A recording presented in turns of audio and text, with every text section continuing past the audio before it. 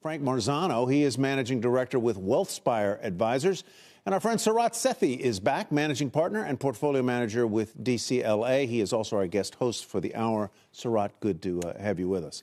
I'm told that you and Frank know each other. We do. You have a history here. We have a good history. We have a good history here. Yes. Is he all right? He's a good guy? He is a great guy. All right, Frank, what do you think here?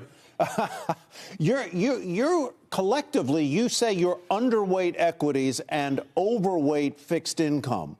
What does that mean in practice when you're looking at someone's portfolio, and why do you have that position right now? Well, you know, there is a clear gap between the hard data reflecting how the economy is currently performing and the soft data, which is polls, surveys, and the expectations for how the economy will perform in the future. And we are very confident that the Fed is going to lower rates in 2024. We're very confident also that it's not going to happen until the hard data weakens. And as you can see by today's non-farm payroll report, hard data is very robust and soft data is not reflecting the same thing. So we think that the rate hikes over the last 2 years will ultimately result in a normal economic cycle leading to lower growth, lower inflation.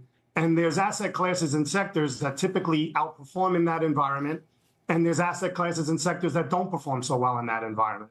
So as a result, we are underweight equities, overweight fixed income. Yeah, and I see you also like gold among the things you like. So let me drill down just a little bit more tightly on what underweight means. Does underweight mean that you would typically be advising your average customer to be 60% equities and 40% fixed income, and now you're closer to 50-50? What does it mean in practice? So each one of our clients has a target policy asset allocation, which means over time, for instance, with regards to equities, this is the amount of equities that we would expect them to have in their asset allocation over time. So relative to that asset allocation, our clients are underweight in equities. Got it.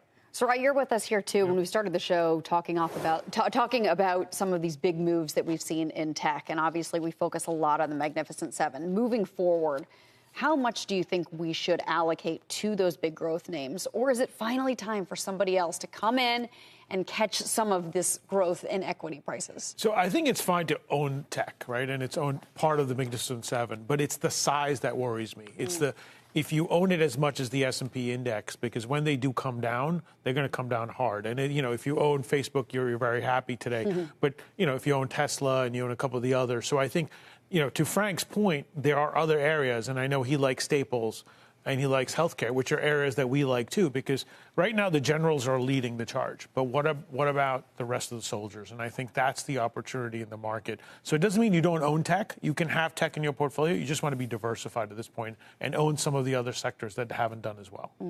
Frank, you like, among other things, private credit as opposed to you like private equity as well, but private credit. What does that mean, and where do you go to get it? What kinds of companies, firms, investment managers do you patronize to bring private credit into your customers' portfolios? Well, just in general in our fixed income allocation, we are overweight, high quality, short-term fixed income. And that's because the spreads in the liquid bond environment are very tight at historical levels. So investors aren't getting rewarded for the extra risk that they're taking in fixed income in the liquidity markets. That is the contrary with private credit. The spreads between treasuries and private credit investments are at historical highs. And you can invest in private credit and get equity-like returns with first lien type positions.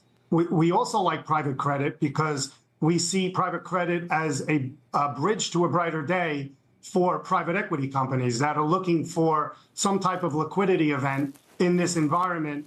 And they're finding it very challenging. Banks aren't lending as aggressively as they once were, and they're going to private credit for the bridge to a brighter day where maybe interest rates were lower and they could achieve the valuations that they seek.